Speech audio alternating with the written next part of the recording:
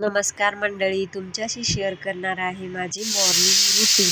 तर बघा, मी आता भाजी करण्यासाठी टोमॅटो हिरवे चिरून घेतलेले आहेत, धुवून घेतले, बिया बाजूला काढल्या।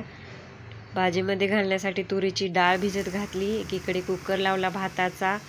मी चहा करून पिला माझ्यासाठी, भात पण शिजलेला आहे। कणिक मळून घेतली चपात्या करण्यासाठी।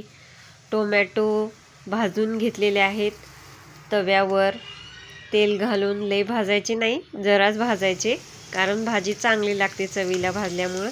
आणि आता मी 2 शेगड्यावर 2 कढया ठेवलेल्या आहेत, कारण एकीकडे मी आता लाल भात करणार आहे नाश्त्याला आणि दुसरीकडे हिरव्या टोमॅटोची भाजी करणार आहे।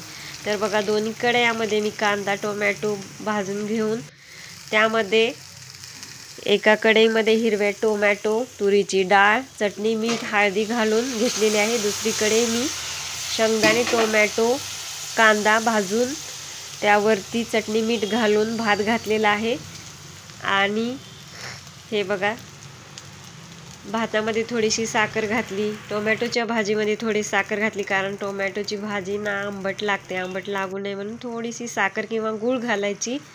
गरम पाणी घातलं, वाफ काढली, थोडंसं कूट घातलं। हे बघा, अशी टोमॅटोची भाजी माझी तयार झालेली आहे। इकडे आता नाश्त्याचा भातही तयार झाला, भाजीही डब्याची तयार झालेली आहे। आता चपात्या घेतल्या करायला, चपात्या थंड झालेल्या आहेत, भाजी थंड झालेली आहे, तोपर्यंत लगेच डबे घेतले भरायला, कारण सकाळचा वेळ इतका लगेच जातो की